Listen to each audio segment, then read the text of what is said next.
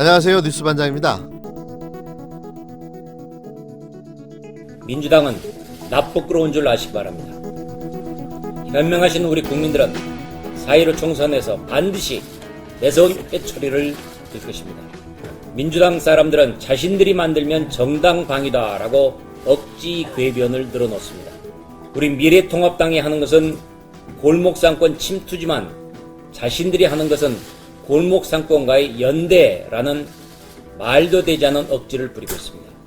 미래통합당 심재철 원내대표는 10일 더불어민주당이 진보개혁 진영의 비례대표용 연합정당 참여 움직임을 보이는 것에 대해 현명한 우리 국민은 4.15 총선에서 반드시 매서운 회초리를 들 것이라고 말했습니다. 예전부터 정상은 아니라고 생각해왔지만 이 정도일 줄 몰랐습니다. 이명박근혜 9년간 줄곧 보여줘왔던 유체이탈 화법을 다시 사용하기 시작했는데요. 일반적인 국민들이라면 이 극우정당의 이런 말은 전혀 공감이 안 되실 거라 생각됩니다. 온갖 반칙과 편법으로 현 사태의 원인을 제공한 정당이 이제 와서 남의 이야기하듯 민주당을 향해 비례용 연합정당을 창당하면 국민들이 매서운 회초리를 들 것이라고 뻔뻔스럽게 말하고 있습니다.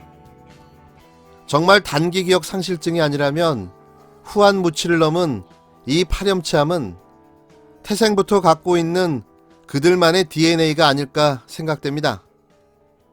그들에게 필요한 건 회초리가 아니라 몽둥이인 거죠.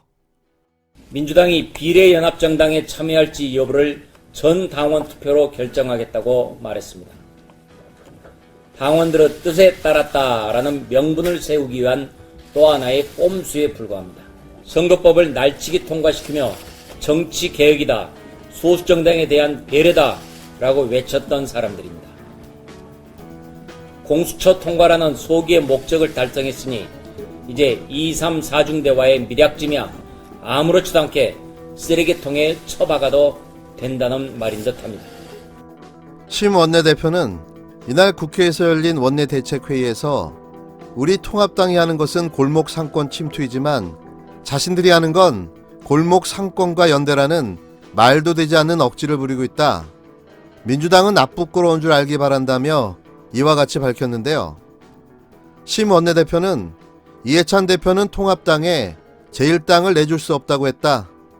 이낙연 선대위원장도 비난은 잠시지만 책임은 4년 동안이라고 했다며 이것은 이미 전당원에게 비례민주당 창당에 대한 찬성 투표를 하라는 지침을 내린 것이나 다름없다고 주장했습니다.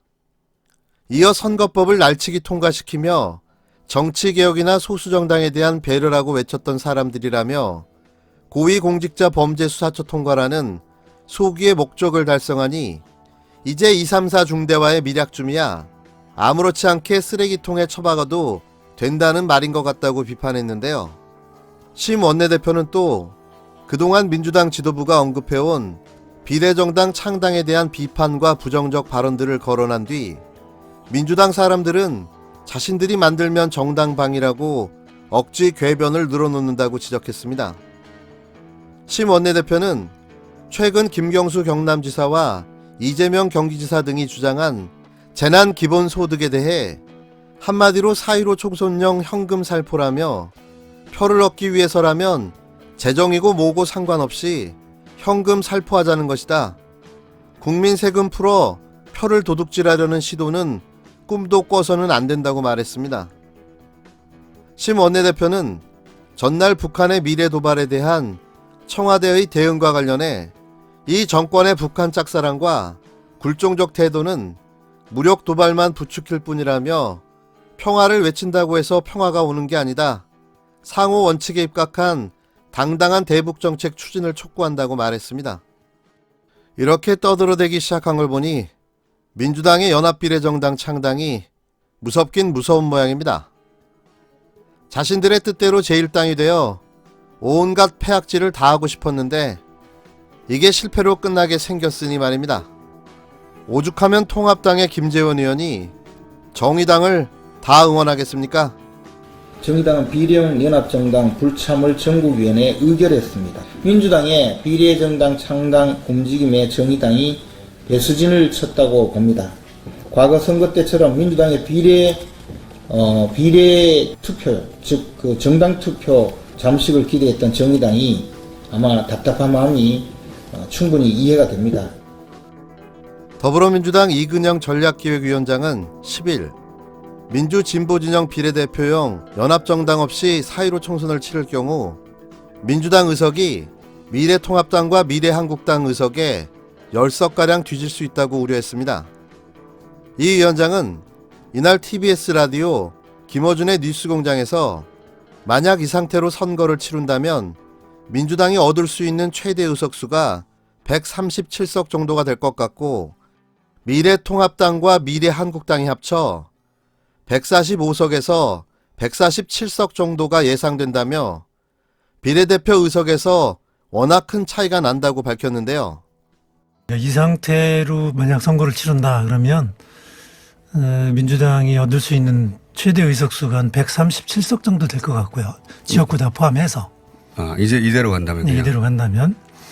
그다음에 미래통합당하고 미래한국당이 합해서 한 145에서 147.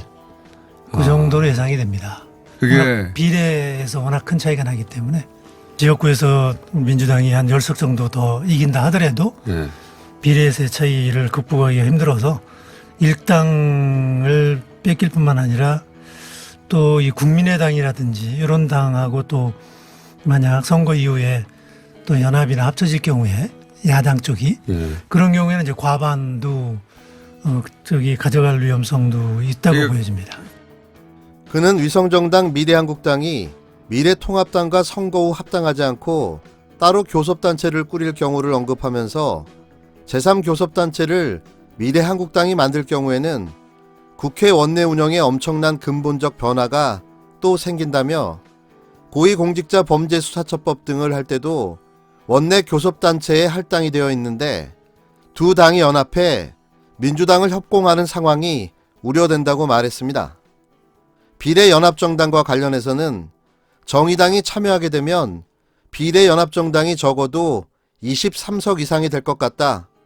25석까지 가능하다며 그렇게 되면 미래한국당은 17석에서 19석 정도로 예상된다고 전망했습니다. 시간이 없습니다. 이대로 가면 필패가 확실한데요. 조금씩 양보해서 부디 빨리 비례대표 연합정당의 창당을 서둘러 주시기 바랍니다.